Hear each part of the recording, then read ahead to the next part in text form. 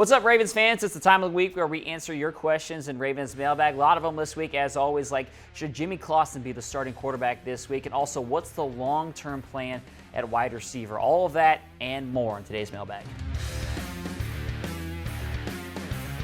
Our first question comes from @AshWN and they ask, what is this season's silver lining?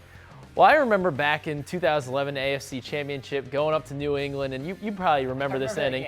The Lee Evans drop and the Billy Cundiff miss. Well, I think the message after that game really forged the Ravens Super Bowl team the next year. And I think this year the Ravens have had a lot longer stretch of forging. There's more forging going on. There's more forging going on this year, more than you'd certainly like. But I think that the Ravens will be a better team next year because of it. It'll make them very strong. It's definitely bringing this team together, which in a losing season, you worried about a team being split apart. That has not been the case this year.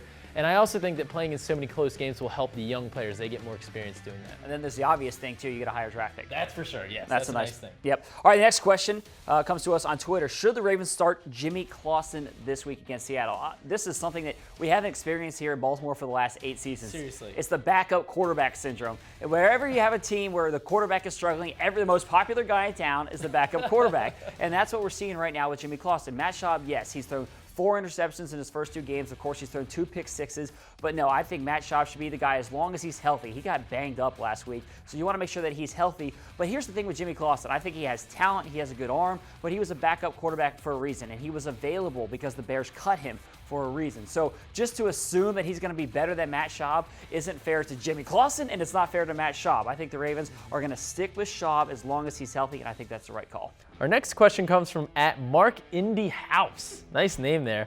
And they ask, is Buck Allen the halfback of the future? Well, I think Buck Allen is definitely a halfback of the future, but to say the halfback of the future, I think what you're implying here, MarkIndyHouse, is that he's going to overtake Justin Forsett as the starting running back next year. And I would say that that would be leaping a little too far. I think that maybe Buck will get more carries next year than he would have had he not gotten this opportunity.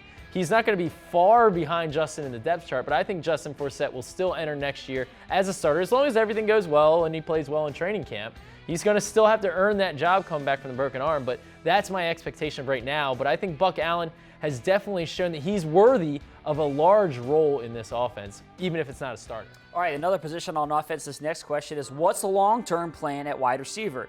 Waller, Brown, and the rest are clearly not starters, and Smith Sr. might return. What's up with all these long-term questions? We still got 4 games left. Everyone's thinking down the road right now. Well, in terms of wide receiver, yeah, I think right now the big question is whether or not Steve Smith comes back next year. I think that's the number one topic on a lot of people's minds. The second one, and maybe this actually is the biggest question, is whether or not Brashad Perryman comes back and is able to be an impact player that the Ravens envisioned him when they drafted him in the first round this year. He's the option. He's the long-term option. But I'll also say this. I think the Ravens, because of Steve Smith probably or potentially retiring, and because of Brashad Perryman's uncertainty with the injury, the Ravens are going to go back to the draft this year. I'm not saying they're going to draft somebody in the first round, but I think the Ravens are going to draft another receiver this year to continue to bring youth into that mix.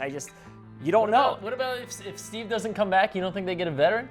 They could also get a veteran, but I think maybe they go the route that they've gone recently, like a Steve Smith or like a Derek Mason or like an Anquan Bolden. They could try to get a guy like that. Who that is, I'd be drawing a name out of a hat. It's very much up in the air right now, I would say. Yeah. Our last question comes from @BeMoreBirds52, and they ask, you think there's any chance of Kelechi Osemele being back next year, or did he outplay a contract we could afford?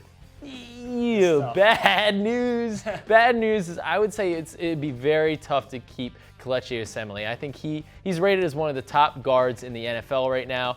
He just came back from an injury and was just mauling Dolphins all over the field. This guy's playing to get paid, and I don't blame him.